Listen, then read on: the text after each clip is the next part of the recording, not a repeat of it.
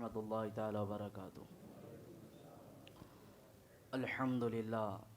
अल्हम्दुलिल्लाहिल हन्नानिल mannan अल्लज़ी खलक़ल इंसान व अल्लमहुल बयान वस्सलातु वस्सलामु अला रसूलिही सय्यिदिल इंसी वल जान व अला आलिहि व अस्हाबिहि ज़विल खैरि वल इहसान अम्मा बअद फ़अऊज़ु बिल्लाहि मिनश शैतानिर रजीम बिस्मिल्लाहिर रहमानिर रहीम वमा अरसलनाका इल्ला रहमतल लिल आलमीन सदक़ल्लाहुल अज़ीम।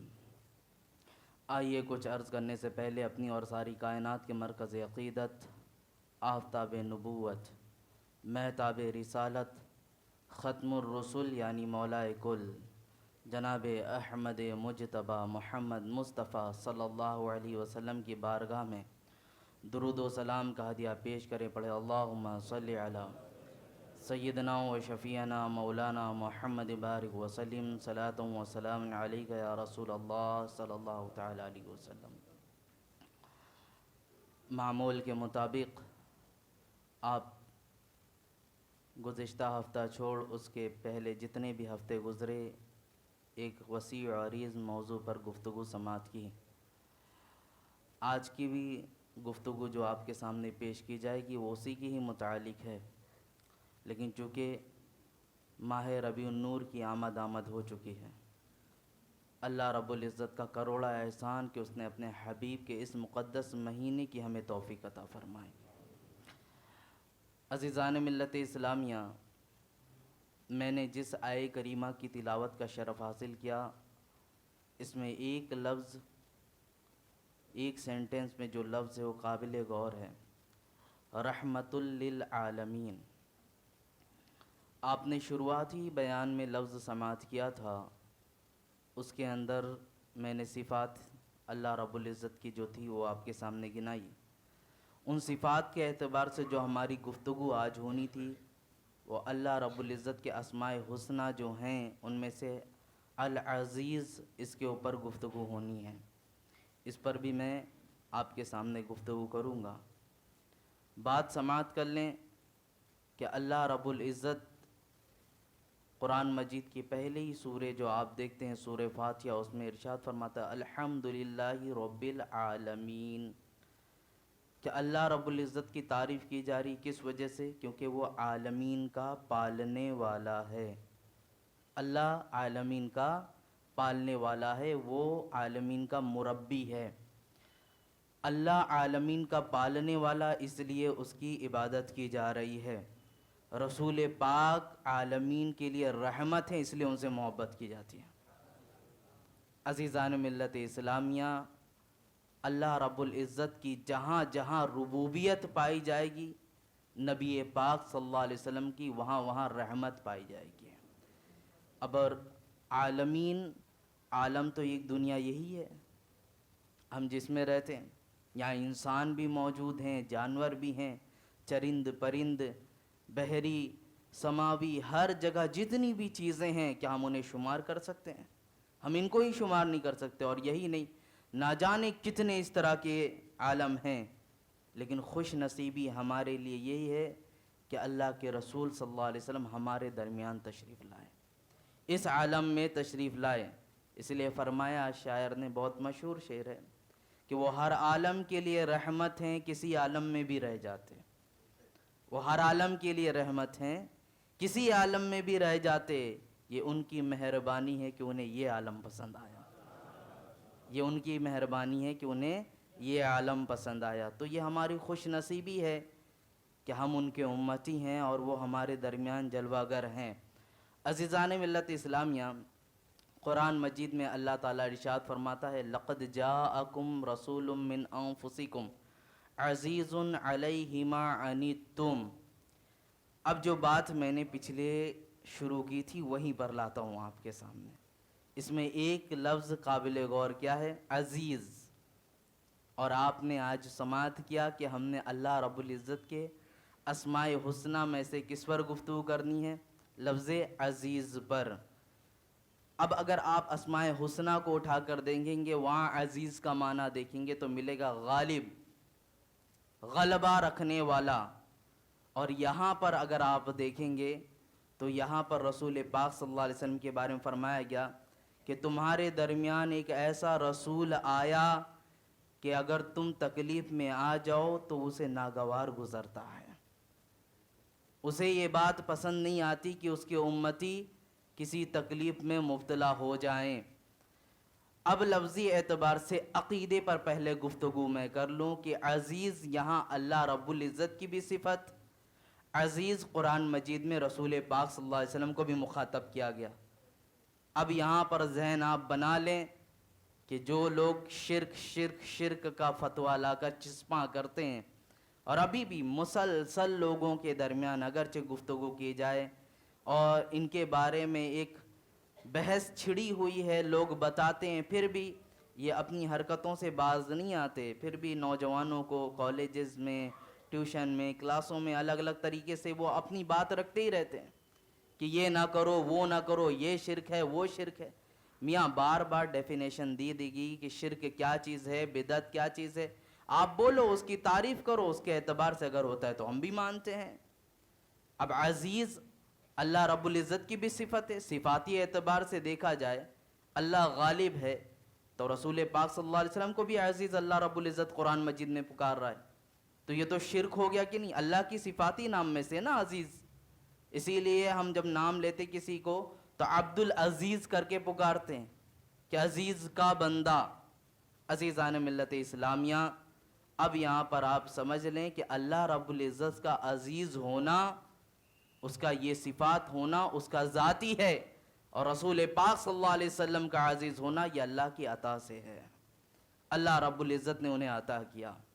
اب عزیزان مکرم، میں آپ کے سامنے بات کروں کہ وہ رسول جن کے بارے میں فرمایا گیا کہ امت کا کسی بھی تکلیف میں پڑ جانا انہیں برداشت نہیں ہوتا، گرا گزرتا ہے۔ عزیزان ملت اسلامیہ، اب امت کو سوچنا چاہیے، ہماری ذمہ داری کہ جو رسول ہم تکلیف میں ہو جائیں تو برداشت نہیں کر سکتا، تو ہماری جانب سے کیا ایسے عمل ہیں کہ جو ہم اپنے رسول صلی اللہ علیہ وسلم کو خوش کرتے ہیں؟ کتنے ایسے عمل ہم نے کیے؟ میاں بات تو یہاں تک آتی ہیں، بجلیاں کڑکتی تھی، رسول پاک صلی اللہ علیہ وسلم حجرے سے باہر نکل جاتے تھے اور فوراً رب کی بارگاہ میں دعا کرنے لگتے تھے کہ اے اللہ میری امت کو میرے حوالے کر دے، اے اللہ میری امت کو میرے حوالے کر دے۔ ماں عائشہ صدیقہ رضی اللہ عنہا تڑپ اٹھتی تھی کہ آپ بجلیوں کے تڑکنے سے کڑکنے سے اس طرح کیوں بے چین ہو جاتے ہیں؟ کہا مجھے خوف ہے کہیں جیسے پچھلی قوموں پہ اللہ نے عذاب نازل کیا، کہیں ایسا نہ ہو کہ میری بھی امت پہ عذاب نازل نہ ہو جائے، یہ فکر ہوا کرتی تھی ہمیشہ۔ عزیزان ملت اسلامیہ، وہ غم خوار رسول ہمہ وقت پیدا ہونے کے بعد آپ نے بارہا سماعت کیا ہوگا، حالت طفلی میں ہے، لیکن اس وقت بھی زبان سے ایک ہی صدا نکل رہی تھی، رب حبلی امتی۔ بہت سارے لوگ اس کا معنی کیا کرتے ہیں کہ اے اللہ میری امت کو تو بخش دے، اس کا لفظی معنی آپ سماعت کریں، اے اللہ میری امت کو تو میرے حوالے کر دے۔ اب ظاہر سی بات ہے، جو رسول رحمت للعالمین بنا کر آیا ہے، جس کی رحمت کا یہ عالم، جب امت اس کے حوالے جائے گی تو وہ کب چاہے گا کہ اس کی امت جہنم میں جائے؟ کب چاہے گا؟ عزیزان ملت اسلامیہ، تو اس لیے ہماری بھی ذمہ داری بنتی ہے کہ ہم اس طرح کے امتی بن کر بھی تو دکھائیں۔ ہمارے لیے کیا وہ کام ہوتا ہے؟ آج 10 دن کے لیے، 12 دن کے لیے ہم گھروں پہ جھنڈے لہرا دیتے، یقیناً ہماری عقیدت ہے، ہماری خوشیاں ہمیں کرنا چاہیے، لیکن محبت کا تقاضا کیا یہیں پر منحصر ہو جاتا ہے 12 دنوں میں؟ یا ایک دن جلوس نکال کر یہیں ختم ہو جاتا ہے کہ بس ساری خوشیاں ختم؟ ارے وہ رسول آئے تو ابد آباد کے لیے آئے ہمارے پاس، جب تک یہ دنیا قائم ہے تب تک ہمارے درمیان موجود ہیں۔ عزیزان ملت اسلامیہ، تو ہماری خوشیاں تو ہمیشہ کے لیے ہے، ورنہ حالت تو یہ ہوتی کہ جہاں پچھلی قوموں کو مٹا دیا گیا ان کے گناہوں کے سبب، کیا آج ہم اپنے گرد و پیش کا جائزہ لیں، ہمارے درمیان وہ گناہ نہیں ہوتے؟ آپ ایک ایک امت کی قوم کو دیکھ لیں جو ان کے درمیان فردن فردن گناہ عام تھے، قوم لوط ہو گئے، بنی اسرائیل ہو گئے، ان کے درمیان جو جو گناہ تھے آج ہمارے اس دور پر فتن میں سب جمع ہو چکے ہیں، اور وہاں دیکھیں آپ قوم کو ہلاک کر دیا گیا، نیست و نابود کر دیا گیا، بستیاں پلٹ دی گئیں، لیکن ہمارے اوپر کوئی عذابات نہیں آتے، ہمارے اوپر کوئی تکلیفیں نہیں ہو رہی ہیں۔ کیا آج ہماری قوم کو ایسا ہوا کہ اٹھا کر پلٹ دیا گیا ہو، بستی کو مٹا دیا گیا ہو؟ کوئی ایسے حادثات نظر آئے آپ کو؟ نہیں عزیزان ملت اسلامیہ، وجہ اس کی یہی ہے کہ آج ہمارے درمیان ہمارا رسول موجود ہے، آج ہمارے درمیان وہ رحمت للعالمین موجود ہے، اس لیے اللہ رب العزت ہمیں عذاب نہیں دے رہا ہے، ہمیں عذاب نہیں پہنچا رہا ہے۔ عزیزان ملت اسلامیہ، وہ رسول وہ تو ہمہ وقت ہم سے محبت اور ہماری فکر میں ہے، راتوں کو جاگ جاگ کر قیام اللیل کر کے پوری رات کھڑے ہو کر رب کی بارگاہ میں یہی التجا ہوتی تھی، مولا میری امت کو تو میرے حوالے کر دے، میری امت کو بخش دے۔ عزیزان ملت اسلامیہ، آپ کو میں بتاؤں، چند روایتیں ہیں میں آپ کے سامنے پیش کرتا ہوں جو قرآن مجید میں بھی آئی ہے۔ حضور صلی اللہ علیہ وسلم کو رؤوف الرحیم کے لفظ سے جو پکارا گیا، یہ صفات سے، حضور صلی اللہ علیہ وسلم کے بارے میں حضرت عبداللہ بن عمرو بن عاص یہ راوی ہیں، کہتے ہیں کہ حضور صلی اللہ علیہ وسلم نے قرآن مجید میں جو تلاوت فرمائی اس کے الفاظ یوں تھے، ربی انہن اضللن کثیرا من الناس فمن تبعنی فانہ منی ومن عصانی فانک غفور الرحیم۔ کنز الایمان کا ترجمہ ہے، اے میرے رب، بے شک بتوں نے بہت سے لوگوں کو گمراہ کر دیا، تو جو میرے پیچھے چلے تو بے شک وہ مجھ سے تعلق رکھنے والے ہیں، اور جو میری نافرمانی کرے تو بے شک تو بخشنے والا مہربان ہے۔ یہاں لفظ پر غور کریں، اگر آپ رسول پاک صلی اللہ علیہ وسلم کے پیچھے چل رہے ہیں تو ان کے لیے بھی دعا ہے، اور اگر پیچھے نہیں چل رہے تو پھر بھی رب کی رحمت سے پکار رہے ہیں کہ بے شک تو مہربان بخشنے والا ہے، میری امت نادان ہے، مجھے پہچانتی نہیں۔ عزیزان مقرر اسلامیہ، آج ہمارے درمیان ہمیں کوئی چند سخت الفاظ بول دے تو ہمارے مزاج بدل جاتے ہیں۔ طائف کے میدان میں رسول پاک صلی اللہ علیہ وسلم پر اتنی سنگباری کی گئی، اس قدر پتھر برسائے گئے کہ آپ کے گھٹنے کام نہیں کرتے تھے، آپ زمین پر بیٹھ جاتے تھے۔ دو صحابی ساتھ میں تھے، کندھے پر ہاتھ دھر کے کھڑے ہوتے، پھر وہاں سے پتھر بازی ہوتی تھی۔ اتنا سخت پتھر برسایا گیا کہ کہا جاتا نالین مبارک میں پورا خون جمع ہو چکا تھا، پورا خون بھر چکا تھا۔ عزیزان ملت اسلامیہ، خون سوکھ گیا اور وہ نالین مبارک آپ کے پیر سے قدم سے چپک چکے تھے، وہ نکل بھی نہیں رہے تھے۔ ہم آپ ہوتے تو اس بات کا ہی انتظار کرتے، کاش کے موقع مل جاتا تو ہم برابر کا انہیں مزہ چکھاتے، لیکن اسی وقت ہمارا رسول کیا ہاتھ اٹھا کر دعا کرتا ہے، اللہ میری امت مجھے نہیں پہچانتی، تو اسے بخش دے، میری امت مجھے نہیں پہچانتی، تو اسے بخش دے۔ یہ رحمت کا اعلیٰ مقام ہے۔ رسول پاک صلی اللہ علیہ وسلم نے جو طائف کے میدان میں بھی دعا کی تھی، آج یقیناً جا کر دیکھ لے طائف کے میدان میں محبان رسول سب سے زیادہ آپ کو وہیں پر موجود نظر آئیں گے۔ یہ حضور صلی اللہ علیہ وسلم کی دعا کا ہی اثر تھا۔ عزیزان ملت اسلامیہ، یہ آیتیں آئی ہیں، اور ایک وہ آیت کہ جو حضرت عیسیٰ علیہ السلام نے کہا تھا، اس کو بھی حضور صلی اللہ علیہ وسلم نے تلاوت فرمائی، قرآن مجید میں موجود ہے۔ سورہ مائدہ کی 118 آیت نمبر فرماتا ہے رب تعالیٰ، ان تعذبہم فإنہم عبادک وإن تغفر لہم فإنک انت العزیز الرحیم۔ اگر تو انہیں عذاب دے تو وہ تیرے ہی بندے ہیں، اور اگر انہیں بخش دے تو بے شک تو ہی غلبے والا حکمت والا ہے۔ اللہ کی بارگاہ میں یہ رسول پاک صلی اللہ علیہ وسلم دعا کر رہے ہیں۔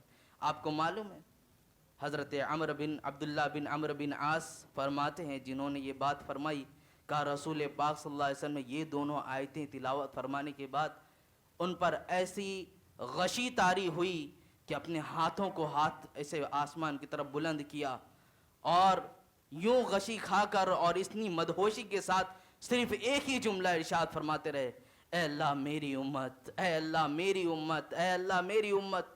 مسلسل آپ کی زبان سے ہی جملے نکلتے رہے، اے اللہ میری امت، اے اللہ میری امت۔ اللہ رب العزت نے حضرت جبرائیل کو بھیجا، جاؤ جا کر پوچھو کہ میرے رسول کو کس چیز نے اس طرح غم خوار کر رکھا ہے، کس بات کا غم ہے انہیں۔ اللہ اکبر۔ حضرت جبرائیل آئے اور آنے کے بعد دریافت کیا، حضور صلی اللہ علیہ وسلم نے پورا ماجرا بیان کیا کہ مجھے میری امت کی فکر ہے۔ اب اللہ رب العزت نے پھر حضرت جبرائیل کو بھیجا اور کہا جا کر کہہ دو اِنَّا سَنَرْضِيكَ فِي أُمَّتِكَ وَلَا نَسُوكَ، کہ بے شک ہم عنقریب تمہاری امت کو ضرور بخش دیں گے اور ہرگز تمہیں غمگین ہونے نہ دیں گے۔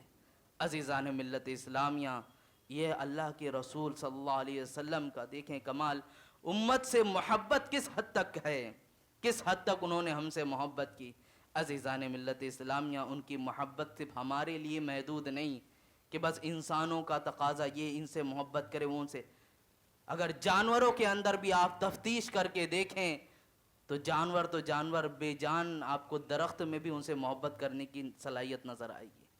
آپ کو میں بتاؤں کہ مسجد نبوی میں جب شروعات میں مسجد بنائی گئی تو کھجوروں کی چھال لگا لگا کر، ٹہنیاں لگا لگا کر مسجد بنائی گئی تھی۔ آج بھی آپ گاؤں میں دیکھتے ہوں گے چھپر ہوتے ہیں اور بانس لگا کر اس کو کھڑا کیا جاتا ہے۔ تو اس طرح مسجد نبوی شروعات میں بنی اور کھجور کی چھالیں لگا لگا کر اسے رکھے تھے۔ حضور صلی اللہ علیہ وسلم کا منبر اس وقت دائیں جانب تھا اور حضور صلی اللہ علیہ وسلم کے جسٹ پیچھے ہی ایک درخت کی ٹہنی تھی کھجور کے۔ کبھی کبھی خطبہ بہت لمبا ہو جاتا تو حضور صلی اللہ علیہ وسلم اس پہ ٹیک لگاتے اور ٹیک لگا کر اس سے خطبہ دیا کرتے تھے۔ ایک روایت میں یہ ہے، ایک دوسری روایت میں کہ آپ کے پاس وہ عصا کے طور پہ موجود تھا کہ آپ اسے پکڑ کر اس چیز کو ہاتھ لگا کر پکڑ کر اس سے خطبہ دیا کرتے تھے۔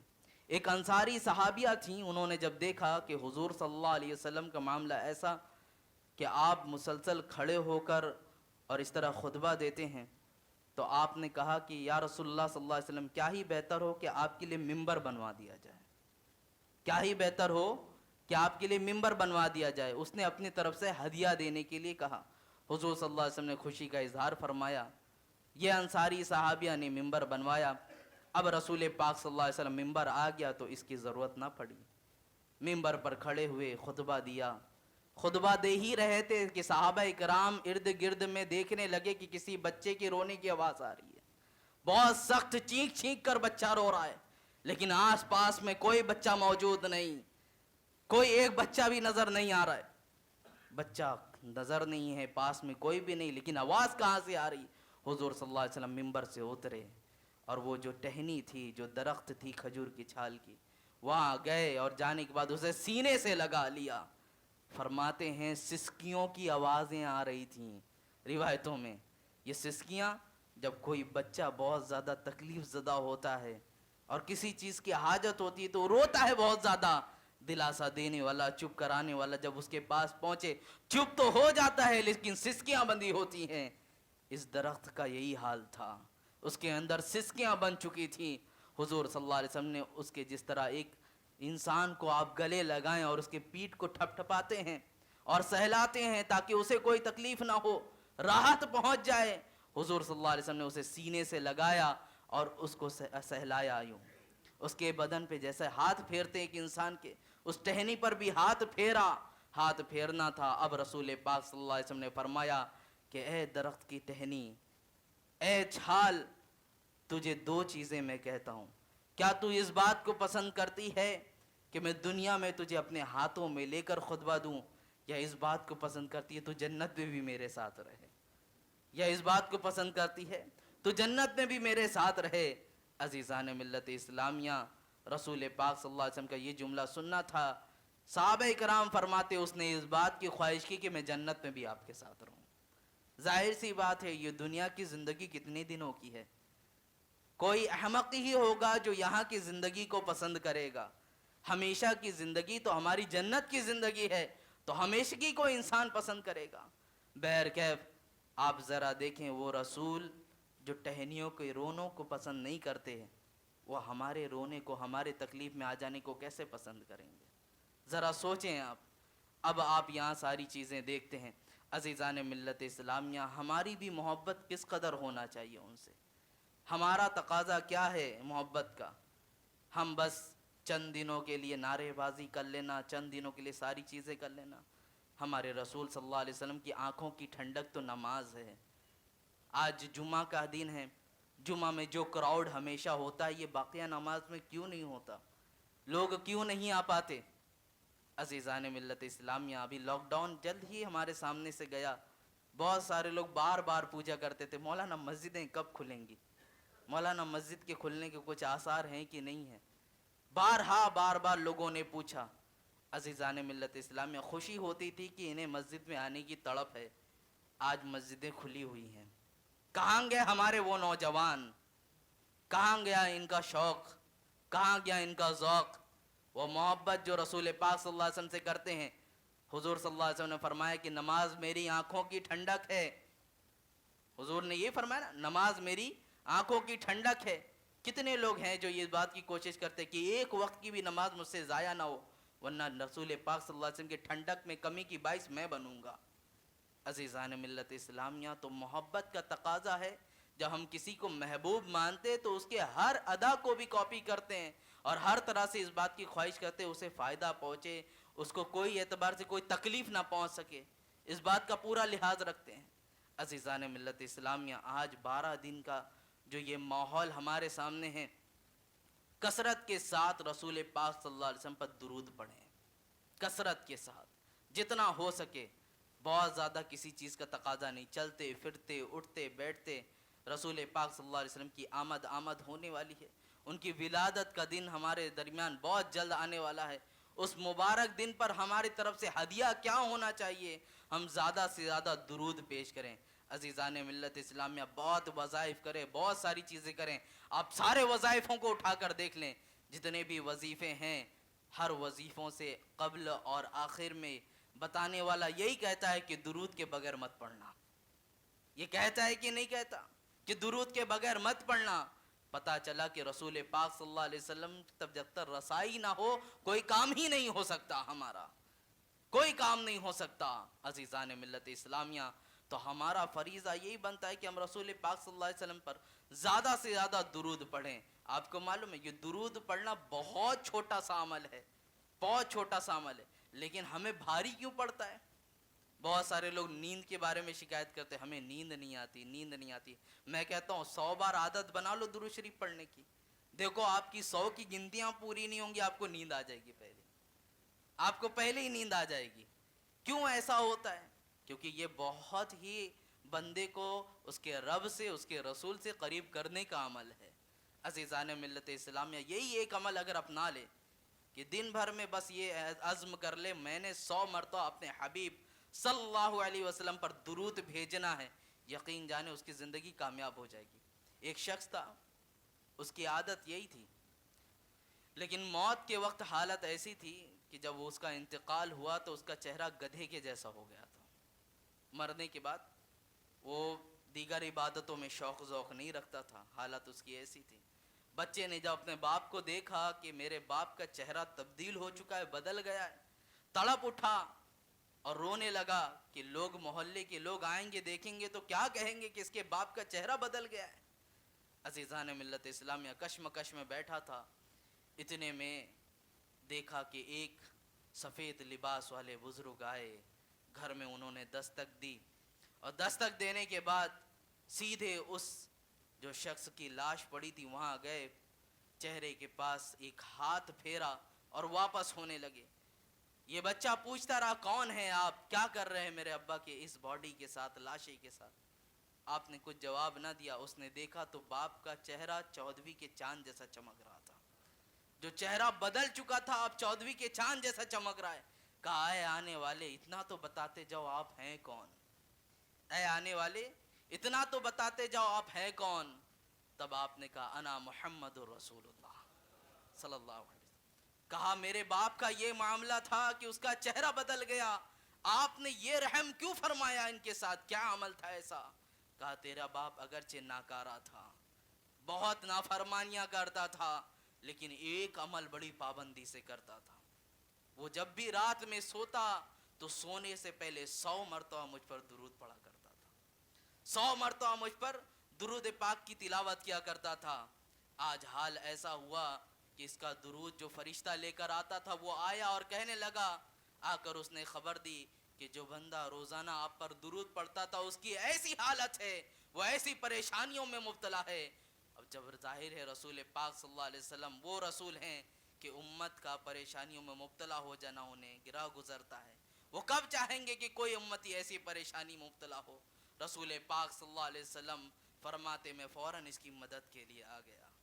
عزیزان ملت اسلامیہ، کون سا عمل تھا 100 مرتبہ درود پڑھنا ہمارے اوپر بھاری نہیں ہونا چاہیے. نوجوانوں آج اپنی حالت اپنا لو. بہت سارے لوگ ہم کہتے یہ موبائل، کوئی بھی شاید و باید ایسا ہوگا روزانہ اگر رات میں شاید و باید الا ماشاء اللہ جو رات میں بغیر 10 منٹ موبائل چلائے سو جاتا ہوگا. ہما شما سب کی بات کرتا ہوں، میں آپ سب کی بات کرتے ہیں. وہ کہتا ہے نا شاعر، ہم ہوئے کہ تم ہوئے کہ میر ہوئے، ہم ہوئے کہ تم ہوئے کہ میر ہوئے. اب میں اس کو بدل کے ایسے کہوں گا، سبھی انہی موبائل کے اسیر ہوئے. اس نے کہا تھا سبھی انہی زلفوں کے اسیر ہوئے، میں زلف کو ہٹا کر یہ موبائل کہتا ہوں سبھی ان موبائل کے اسیر ہوئے. بغیر اس کے کوئی اپنی زندگیاں نہیں گزارتا.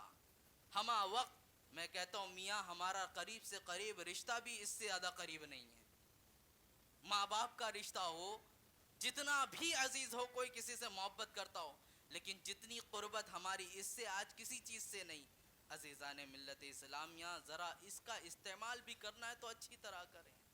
درود پاک پڑھ لیں، ہو سکتا ہے اس میں تسبیحات بھی موجود ہوتی ہیں. اب تو لوگ ٹیکنالوجی کا ہی استعمال کر رہے ہیں. آج قرآن بھی دیکھیں مسجدوں میں بس تہ پہ تہ لگ کر چلی گئی ہے. ہم آپ سب کا حال ایسا ہے کہ اب ہم قرآن اس طرح نہیں کھولتے، موبائل میں ہی استعمال کرتے ہیں. یہاں پر رک کر ایک بات یہ بھی کہہ دوں کہ بہت سارے لوگ مرحومین کے نام پر قرآن مسجدوں میں دیتے ہیں، پیٹیاں رکھواتے. برائے مہربانی اب نہ کریں ایسا. آپ پیٹیاں لا لا کے دیتے ہیں، قرآن لا لا کے دیکھتے ہیں، صرف مسجدوں میں وہ جمع ہوتے جا رہے ہیں. کوئی پڑھنے والا موجود نہیں ہے. اب یا تو اگر دینا ہے تو کسی دارالعلوم میں جائیں جہاں بچے باضابطہ قرآن لے کے تلاوت کرتے ہیں، ان کو جا کر آپ ہدیہ دے کر آ جائیں تاکہ کم سے کم آپ کے دینے کا کچھ ثواب موجود ہو. اور اگر مسجد میں کچھ کام کرانا تو اس کے علاوہ بہت سارے کام ہیں مسجد میں جو آپ کے تعاون سے ان چیزوں پر کام ہو سکتا ہے. تو ان سب چیزوں کی بجائے اس میں آپ دھیان دیں. بہر کے بات آئی تو میں نے عرض کیا چھوٹا سا یہ عمل ہے درود شریف پڑھنے کا، آپ اپنے درمیان رائج کر لیں. 12 دن کے لیے ہی میں کہتا ہوں، ہم محبت دکھاتے نا جھنڈیاں لگا کر ساری کر کے. میں یہ نہیں کہتا آپ زندگی کے لیے 12 مہینے کے لیے عہد کر لیں. اللہ کسی کو استقامت دے تو سونے پہ سہاگا ہے، لیکن اس بات کا یقین رکھیں آپ 12 دن کے لیے یہ جذبہ پیدا کر لیں کہ میں نے اپنے رسول صلی اللہ علیہ وسلم پر زیادہ سے زیادہ کثرت سے درود پاک پڑھنا ہے، اس کی تلاوت کرنی ہے. دیکھیں اللہ رب العزت آپ کی زندگیوں میں انقلاب برپا کر دے گا. ہماری یہ ہاتھوں کی انگلیاں جو آج بغیر انٹرنیٹ کے، بغیر ان ساری چیزوں کے نہیں چل سکتی اور گناہوں میں شب و روز مبتلا رہتی ہیں، ذرا تسبیحوں کو بھلا لینا. ابو داؤد شریف کی حدیث میں نے اس سے پہلے بھی آپ کے سامنے سنایا تھا. رسول پاک صلی اللہ علیہ وسلم نے ارشاد فرمایا قرب قیامت میں لوگ گناہ انگلیوں کے پوروں سے کریں گے. یہ پور ہوتا ہے، اس سے فرمایا گیا گناہ انگلیوں کے پوروں سے کیا جائے گا. تب اس وقت صحابیات نے عرض کیا تھا یا رسول اللہ انگلیوں کے پوروں سے ہوں گے؟ تعجب کی بات تھی. آج کسی کو تعجب نہیں ہو سکتا، سب کو پتہ ہے سارا ٹچ کا معاملہ ہے. جتنے ٹچ کرو، جتنی خواہشیں کرو، سب سامنے آ جائیں گی. تب انہوں نے اس وقت ہی پوچھ لیا تھا یا رسول اللہ گناہ جب اس وقت ایسے ہونے لگے انگلیوں کے پوروں سے تو ہم کیا کریں اس وقت گناہوں سے بچنے کے لیے؟ میرے نبی پاک صلی اللہ علیہ وسلم نے فرمایا اس وقت اپنے ہاتھوں میں تم تسبیح اٹھا لینا. تم اپنے ہاتھوں میں تسبیح اٹھا لو گے، اللہ تمہارے انگلیوں کو گناہوں سے محفوظ کر. آج ہم اتنے بھاری موبائل کو لے کر جیب میں گھومنے پہ کوئی آر، کوئی شرم، کوئی بوجھ محسوس نہیں کرتے، لیکن مسجد کے لیے ٹوپیاں لانا، جیب میں تسبیح رکھنا سب بھاری پڑتا ہے. یہ سب ساری چیزیں ہماری نفس کی شرارتیں ہیں، ہماری نفس کی شرارتیں. اب میں آخر میں جو بات بولنا چاہتا تھا وہ یہی کہ جو رسول ہم سے اتنی محبت کرتا ہے تو محبت کا تقاضا یہی ہونا چاہیے. آج آپ بول سکتے پوری دنیا کہتی ہے کہ مسلمان اپنے نبی کے گیت گاتے ہیں، اپنے نبی کا ترانہ گاتے ہیں، ان کے حمد و ثنا کہتے ہیں. ارے ظالموں جا کر دیکھو تاریخ میں اس نبی نے بھی ہمیں کبھی فراموش نہیں کیا ہے، اس نبی نے بھی ہمیں کبھی فراموش نہیں کیا ہے. اور زندگی کا تقاضا ہے، آپ دیکھ لینا ہمارا تمہارا معاملہ بھی یہی ہے. اگر کسی کی یاد آ رہی ہو آپ فوراً فون لگائیں اس کی جانب یا اس سے ملنے کا ارادہ کریں. سامنے والا یہی جملہ کہتا ہے ابھی میں نے آپ کو یاد کیا تھا. اکثر و بیشتر یہ چیزیں ہوتی ہیں، سامنے سے یہی چیزیں آتی ہیں ریٹرن کہ میں نے ابھی جسٹ آپ کو یاد کیا تھا.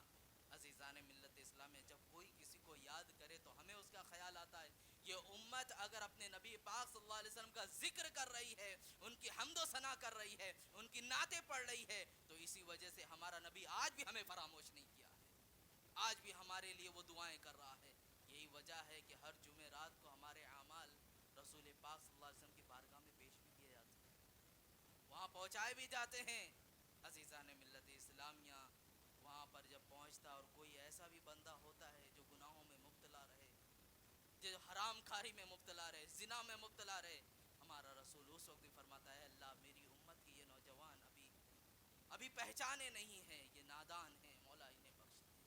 وہاں سے بھی یہی دعائیں ہوتی ہیں.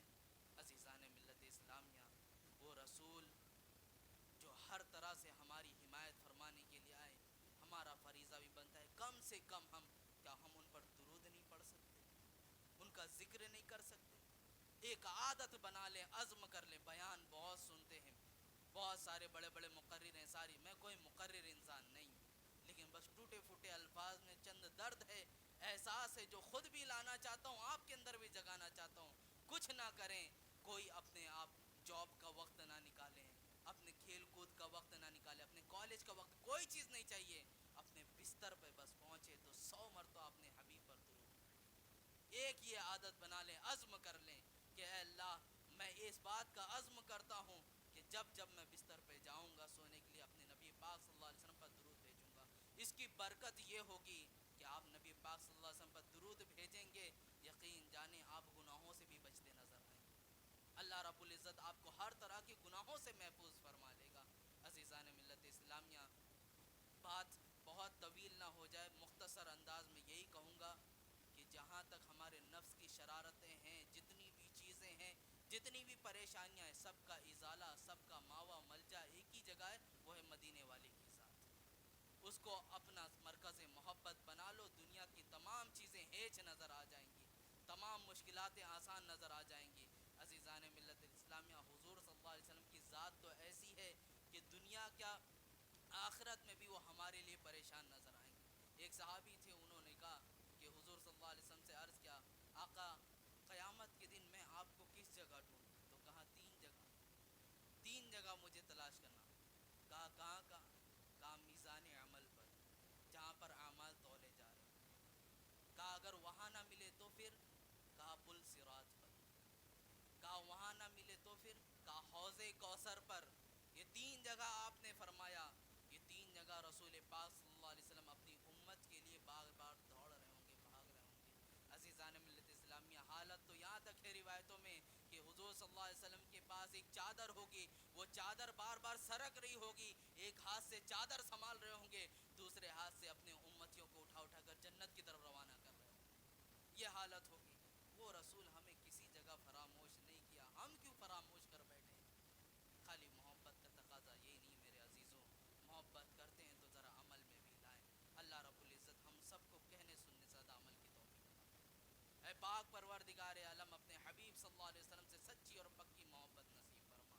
مولا تعالیٰ تیری بارگاہ میں التجا اور دعا ہے، یہاں جتنے لوگ بیٹھے ہم سب کو کثرت سے تیرے حبیب پر درود پڑھنے کی توفیق عطا فرما. اے اللہ جب تک جیے ایمان پر زندہ رکھ، جب موت آنی ہو تو ایمان پر ہی موت نصیب فرما. اے پاک پروردگار عالم، یوم الجمعہ کے صدقے تو فیض ہم سب کی مغفرت عامہ عطا فرما. اے اللہ یہاں جتنے لوگ بیٹھے ہیں مسجد سے نکلنے سے پہلے بخشوں میں شمار عطا فرما. مولا 5 گانا نماز ہمیں جماعتوں کے ساتھ ادا کرنے کی توفیق عطا فرما. اے اللہ رزق میں کشادگی عطا فرما، حلال کھانے حلال کمانے کی توفیق عطا فرما. اے اللہ علم دین سیکھنے سکھانے کی توفیق عطا فرما. اے اللہ ہمارے بچوں کو سچا اور پکا نمازی بنا، دین کا غازی بنا. اے اللہ ہمارے نوجوانوں کے بازو میں شجاعت علی عطا فرما. اے پاک پروردگار عالم، یہاں جتنے بیٹھے ہم سب کو حسنین کریمین کا صدقہ نصیب فرما. مولا ہمارے بولنے میں قصداً سون کوئی غلطی ہوئی ہو تو اسے درگزر فرما کر معاف فرما. اے اللہ مجموعی طور پر یہاں جتنے لوگ بیٹھے ہیں ہم میں سے جس کا بیٹھنا بھی سننا بولنا تجھے پسند آیا، مولا اس کے صدقے تو فعل ہم سب کی مغفرت عطا فرما. مولا بالخصوص ہمارے والدین کا سایہ ہم پر دراز فرما، جن کے والدین کوچ کر کے انہیں کروٹ کروٹ جنت میں اعلیٰ سے اعلیٰ مقام عطا فرما. اے پاک پروردگار عالم، ماہ ربیع النور کی آمد ہے، کئی قافلے مدینے کی جانب روانہ ہیں. مولا ہم کو بھی وہ دن دکھا جب ماہ ربیع النور تیرے حبیب کے شہر میں ہم منائیں. اے پاک پروردگار عالم، حرمین طیبین کی باادب حاضری کری نصیب